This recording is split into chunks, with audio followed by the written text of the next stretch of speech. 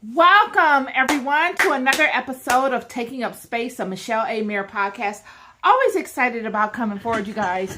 Today is absolutely no different. Today, I want to speak to something. I know I had uploaded something onto my social media apps, both Instagram, Facebook, and TikTok, surrounding all of this rain we've gotten over the last day or so. It was a tremendous amount of rain that fell in Southern California yesterday, and it's said to be continuing in this rainy period for over a week to come. So we will be experiencing more rainfall. And what I noticed yesterday was that the skies had gotten really, really dark with this thick cloud, gray cloud, dark clouds in the sky. It everywhere you looked, it was just like this sheet of cloud. You know, sometimes when you look in the sky, you'll see really, really white clouds broken up into like pillowy portions in the sky. But yesterday, it was just a huge blanket, like a one whole cloud covering the entirety of the sky, and it made the environment look very restricted. It looked very confining. And so it made me think, when we were driving on the freeway, my daughter and I, of the flood. Now, that's how it started off, just a little rain while we were driving, and it progressively got worse as we continued on the freeway. But when it first started to trickle down and become really strong, I told my daughter, I was using the Bible as an example. I was like, could you imagine what it was like during the flood? If this is bad, could you imagine what the flood was like? And she and I were going back and forth on what she interpreted from the flood, because she goes to a Catholic school, and so they talk about these things in school, and so she's privy to them. And then she and I, being my daughter, even though she does not like to engage in such conversations with me in her free time, I wish she did, but she doesn't. But just by default, hearing me when I speak, and just in general conversations with me, she knows of the story of the flood. And we began talking, and the more I drove, the stronger the rain came down. And the rain was so strong. It's not that I've never been in that type of weather. I lived in the South for a very long period of time, so I'm familiar with heavy rainfall. But for Southern California, it was a big deal. I mean, the rain was just coming down. I couldn't even see the front of the vehicle or any cars in front of me. But I'm a professional driver. I've driven trucks, so I know how to drive in all kinds of weather. And it wasn't a big deal. But really what I want to hammer in is the fact that after the rain settled, there was this cloud over the entirety of the sky. The sky wasn't blue. It wasn't that refreshing blueness that we look at when we wake up and we feel like we can go about our day in a positive way. It was this cast over the sky. And this is what brings me to the conversation that I have for you today. While I was driving, my mind began to wander as to the methods in which God looks to get our attention. And it brought me back to the flood. And after speaking to my daughter about it, I tilled it in the soil of my mind.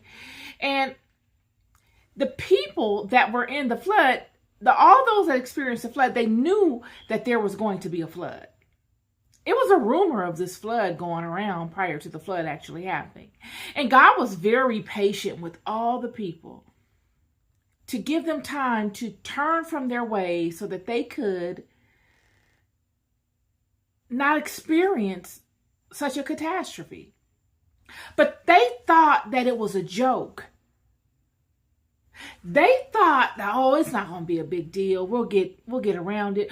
Oh, we can depend on our own relationships with nature, because that's exactly what's going to bring the flood on, friend. It's not going to be a being that God is going to bring out of the deep that we've never seen, and it's going to inflict this flood. It's going to be a method of operation that we've all been accustomed to. We've all seen rainfall. We've all seen the oceans swell up and tsunamis and all that type of stuff. It's going to be something we've become accustomed to. It's not going to be anything new, but it's going to be an extreme effect of something that we have become accustomed to. This was the flood. They never seen rainfall like that. They never saw water come from the ocean in such power and force. They never felt the earth shake in such a way amongst all these other natural things happening at one time. And what yesterday showed me was that it was not just the physical effects of the flood that really did these people in. It was a horrendous event. It was the psychological aspects of it all while they were in it. These people are looking at the sky, and the sky has turned of omnious color. It's no longer blue and pristine, and you feel like there's hope and there's optimism, and the sun is going to come out as soon as the cloud just moves away. Now you're looking at something completely different, something foreign, something that when you look at it, you know it's not good. This is not a good thing. And they are, at that moment, caused, each one of them, independent of one another, to go within. They are all caused by way of the natural occurrences that God inflicted upon them by way of nature. And in them viewing what is upon them, they are forced to go within. And when they go within, they're going within to find some way of justifying getting beyond it. Okay, how long is this going to last? Will God save us from this? Are we worthy of God's saving? Can God justify creating us? Have we, each one of us, stood in our creation even a little bit to justify God allowing what looks like a very bad situation to turn and go away? Will it? Or do we our own selves know that we don't deserve it to turn and go away? That we need to get down and beg? This is why the people came to the ark and were banging on the ark. They're banging to get let in. Please, let me in. I changed my mind. I don't want to do this no more. I see the truth of this now. But it's too late. That is the story of the ark. It was the people seeing themselves by way of what God would do through nature. But that's how God works. Many of us have this fantasy going on here that somebody needs to break. You need to snap out of it. All the things you do for comfort, and there's nothing wrong with comfort. I just uploaded a video of a yacht. I love yachts. I'm telling you. I'm deserving to spend an inordinate amount of time on a yacht. It's aligned to my creation. Yet, it meets me where I'm at spiritually and emotionally and mentally. But it's not a yacht that will make me feel this way. I align to it because I'm already there. And that yacht lifestyle or that physical manifestation of such a thing can express itself in a myriad of different ways. It doesn't have to be a yacht. But the yacht for me is a physical manifestation of it. The spiritual manifestation of it is the way I align to God. The way I partake at that level of that magnitude. I'm partaking at that level and at that magnitude spiritually from the goodness of God. So my words meet me where I'm at. My words meet me at that spiritual level. Thus, that physical manifestation meets me at that level.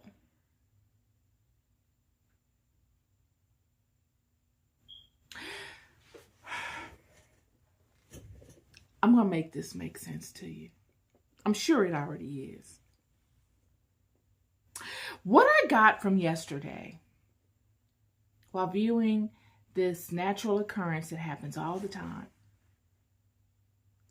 was that God uses nature to spawn internal dialogue between us and the truest aspect of ourselves.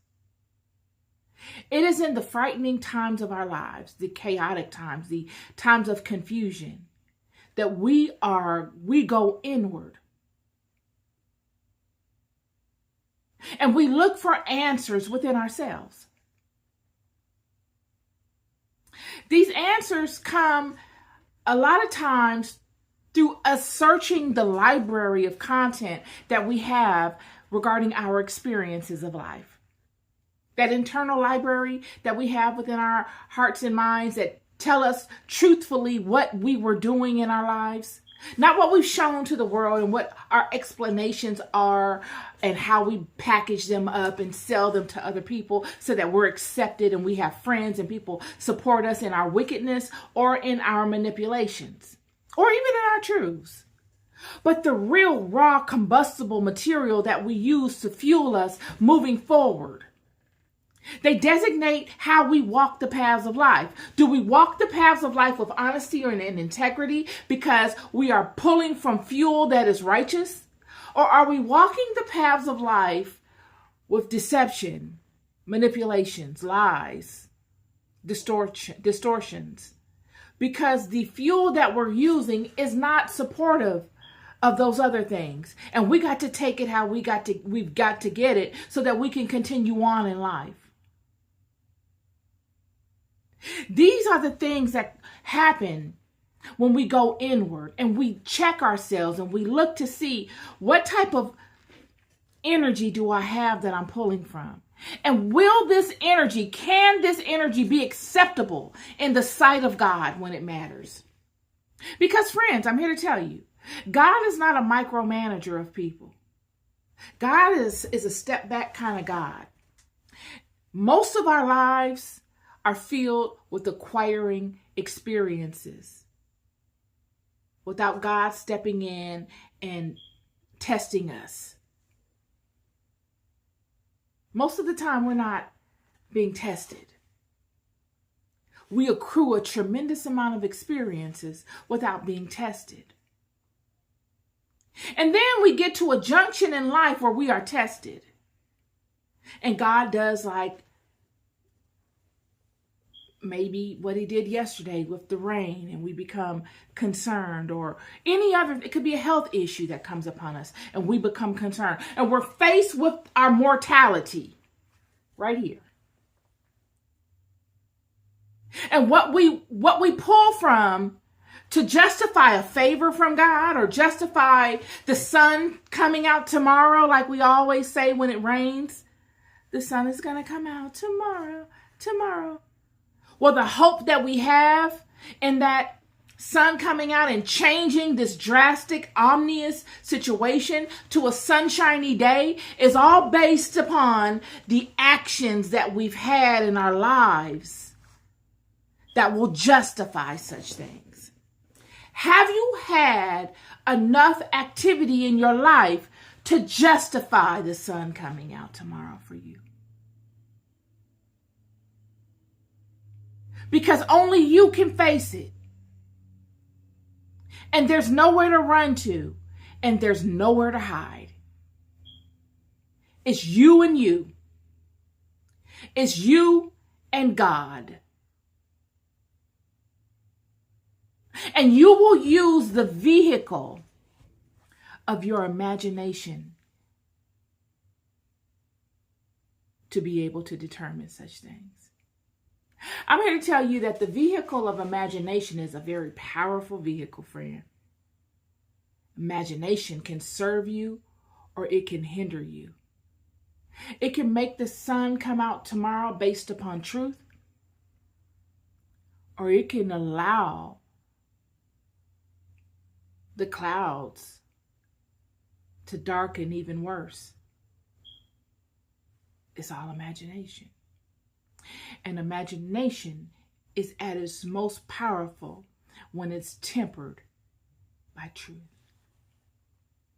It is the truth of your experiences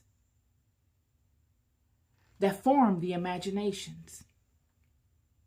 It's the truth of your intentions, the spirits that you use to form your experiences that form your imaginations. I'm here to tell you.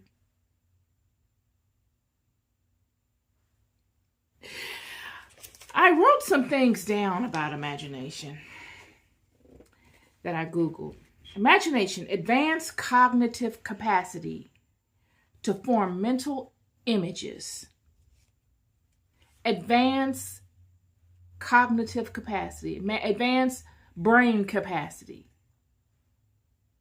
to form mental images, sensations, or concepts of things that aren't currently perceived by senses. The ability to use your mind at a heightened level to create images, scenarios, feelings, or ideas that aren't currently happening within your physical reach. That's what imagination does. It allows the manipulation of memories and knowledge to create new ideas, simulate future scenarios, and understand different perspectives. So what it's saying is that imagination pulls from source material that you've already experienced and gathered, and that are already resting within the library of content in your mind. Whatever kind of garden you have cultivated in your mind is what imagination will pull from to forecast out a better thing, to pull you out of your now into your next. Yet if you only have content without love and truth, what will it pull? What can imagination pull? How can just stuff sustain you when trouble comes, when doubt festers? What is going to soothe your spirit when these spirits come upon you? If you don't have love in the form of spiritual love, God is love.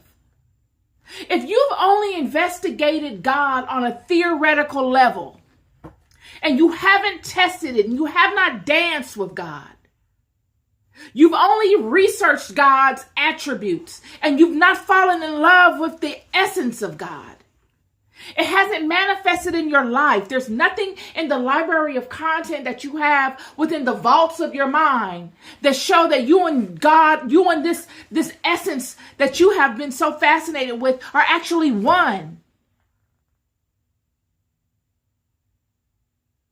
Then these things that come upon you to somewhat test you can and will overpower you. They will make you bend to them. You will bow down and beg them I cannot say this enough. This, God has been speaking this to me since I've come forward.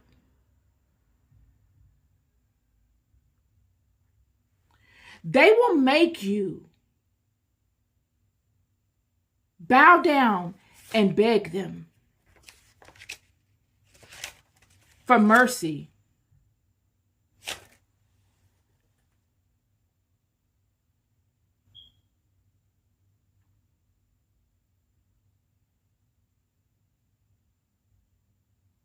Yet when you align properly and you stand in truth and in righteousness, you allow your own self to follow your heart. You begin to accrue spiritual currency in that same library of content. It's no longer content. It's currency. You will have extreme amounts of content, knowledge. But you will also have hefty levels of currency. Spiritual currency. Bankable currency. Universal currency that works in any system, because every system is God's system.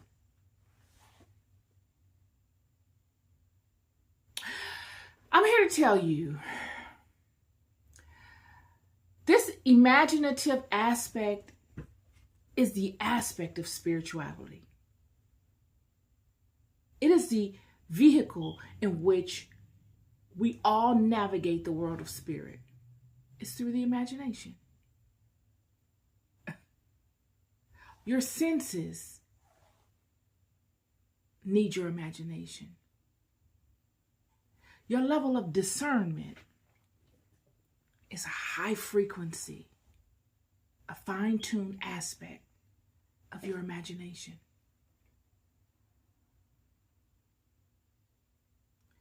The ability to tap into high levels of spiritual knowledge and power is imagination driven. What we find in life as you progress in life is that on this spiritual path is that your strongest battles in life will be against the ghosts of other people's imaginations and your own. You will be waging war against other people's imaginations. And you will also, if unevolved, new to this particular mindset, will wage war with your own imaginations as well. You will need to go into the library of your own mind to clean out your own internal system, to slay the demons that you've allowed into your own system and create order within your own kingdom before you can never go out and slay anything outside of that. Before you can wage war with another in spirit, you've got to fortify your own kingdom. And that is doing away with all of the unnecessary spirits and the unnecessary vibrations that you have allowed to dominate your kingdom for so long out of ignorance. Fine-tuning what comes into your kingdom. And being able to, even though you are enamored by a number of stimulus, distinguish what stimulus stays and what doesn't. What stays at the gate and what you allow in. Many people say, oh, you scroll social media, you're wasting time on social media and this and that. And I have to disagree. I listen to what people say. I've learned in my life it is better to listen. I love to listen. I watch. I am a voyeur. Because you tell me a lot by what I hear you say and what you believe. Most times we believe things because it's been spoken so many times that it just makes sense without questioning it.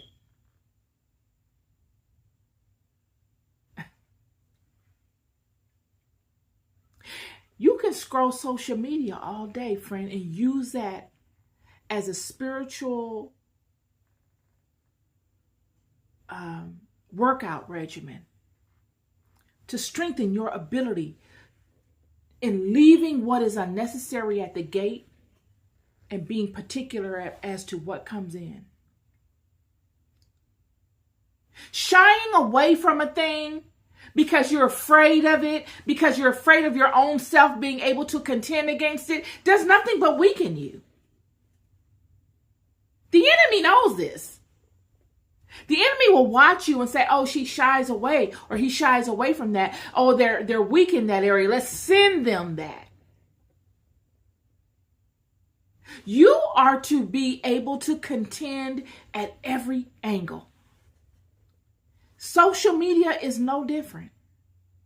If I scroll social media all day long and I am not capable of allowing or disallowing something to come into my kingdom by mere fact that I heard it,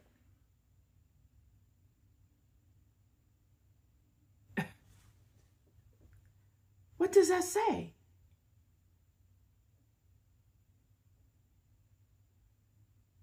You've got to build yourself up on truth. This is the times we're living in, y'all.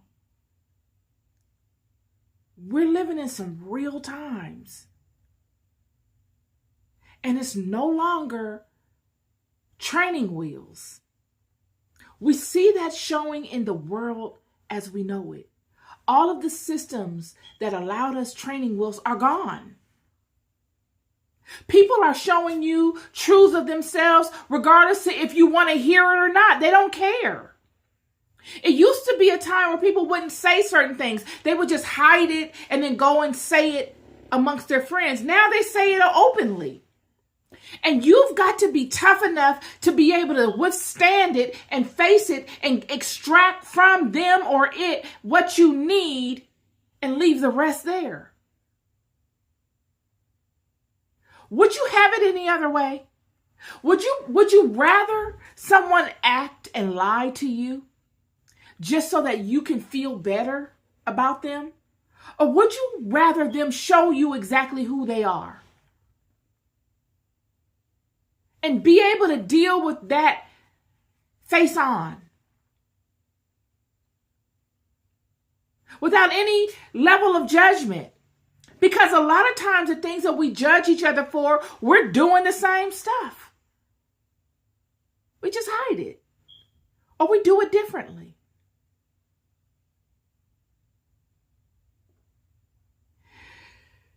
Your imagination is your superpower. When I said that the strongest battles that you'll have in life are the battles against the ghosts of either your imaginations or the imaginations of other people, I mean that. That's a fact. When you look at the spiritual warfare that goes on in spirit, you're looking at the battle between imaginations at its finest. You're literally looking at one person's imagination against another's.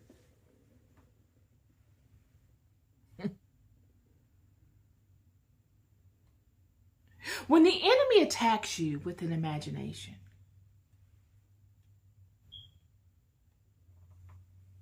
do you have a wide array of imaginative artillery to respond effectively within your reach? Or do you have to wait and then go and create that? Because that's ridiculous if you think that that's a viable response. It doesn't work that way. The battle would have been lost by you. And then you'll have to come and be the one to start a new battle and begin again with that. Yeah. It's kind of like having a physical fight with someone, and an enemy comes upon you and attacks you, and you just allow them to beat you down, and you go home and you start taking boxing classes.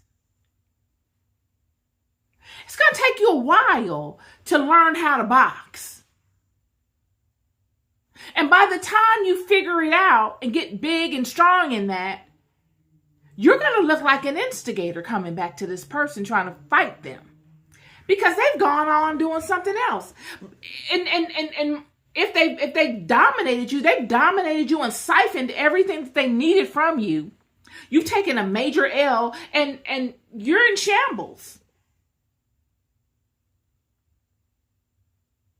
This is what I mean by building your own internal kingdom up. Before you ever think to go and contend against anyone else, you've got to have your stuff together. Not because of the threat of someone coming upon you, but because of that. Not because of the natural effects that God sends upon us to allow us to go within and to see what areas in our lives need that we need to become more effective in. But because of that, all of these things are activities that life shows us that lead us to where we need to focus our attention in, if we pay attention. But what we most often do is we don't do these things. We hire people to do them. Or I'm going to call this person to do this for me. Or I need this person to pray for me. Or I'm going to go partner with this person so that I feel strong in myself. When God is showing you and life is showing you firsthand exactly where the power is and how you can utilize the power on your own without depending on anyone, friend. It's you and you. There will be no one that you can depend on. No one.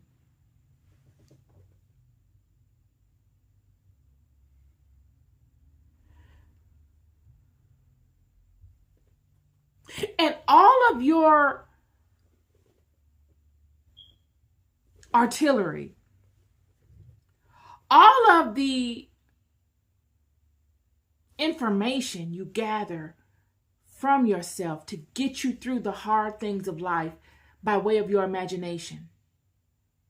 All of your imaginings, let's just call them that you use to get through the hard things in life. All of your imaginings that you use to wage war with the ghosts or the unseen forces of other people's imaginings must be tempered with truth and love. They must be. Or else they hold no power. You just got a bunch of stuff. You just know a lot of stuff. But none of that stuff will hold you when the clouds cover the sky with an ominous tone. They will not be able to hold you when the ghosts or the unseen forces of other people's imaginings come upon you to get beyond your gate and to eat your food or to overcome your kingdom. They won't be able to do anything for you. They will have no power. You will reach for them and you will not feel any power from them. You will reach from another, and they will not be able to contend. They will be just like reaching in the wind. They won't have any type of force to them because they're not truthful. They're not aligned to any kind of power. The realest power you will have in this life is the power you get from God. It is the most formidable force that you can ever align to. but it comes with requirements. You just can't partake of it as you wish. It comes with a set of distinctive requirements. Goes back to what I said about that yacht. When you see yourself worthy of such luxury, as if it must follow you in all of your walks in life, not you following it. You don't have to chase that. You could be the person at a coffee shop with the least amount of money, and nobody would know. Not because you're acting as if you're like those people that are, I guess that was a bad analogy. You could be in an environment of people with yachts, like I showed on my Instagram. And you could have $1.35 in your bank account. It could be negative $1.35. And that could be consistent for you for a year or two. That season of your life. And no one would ever know it. Because your vibration is at that level. You're not following the material. It follows you. You're not reaching to be that. You're not trying to do that. You're not trying to be that. You are that. It is you. It's the same way in spirit. If you are that in the physical reality and it is you, then that speaks volumes to what you are in spirit. Because there is a level of ascension that is required for that. It takes lifetimes, friend. A lot of times of you coming and going and building. You can't get that in one lifetime. It's not enough time. It's the same way with your imagination. It's the same way. I'm here to tell you the subconscious mind is so vast that it holds within it imaginings of lifetimes that are able to be captured and that are able to flower out at pivotal times. They will even surprise you, the owner of such. Aligning to power and being able to know what is important and what is not gives you an advantage. It makes sense of your path. It lightens the load. I'm here to tell you, it lightens the load. Good evening, food report. It lightens the load.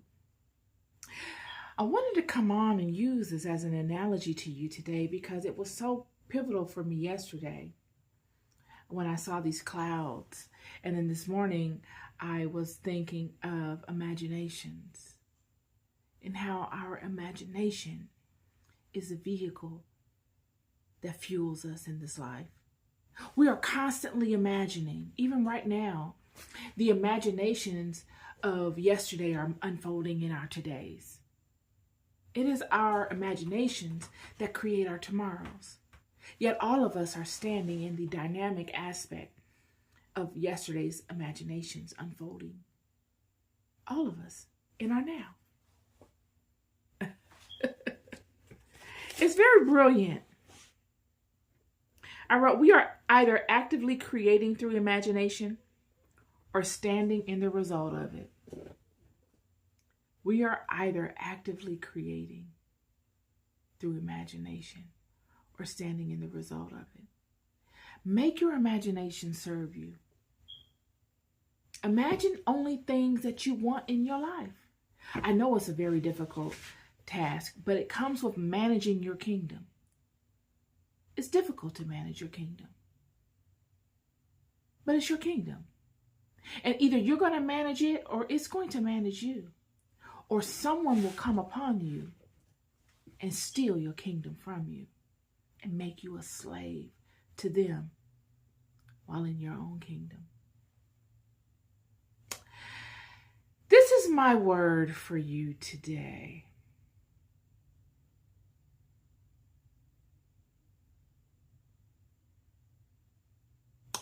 You'll have more than you'll ever know. I'll never stop telling you. Be good to yourselves and be good to one another. Peace and love.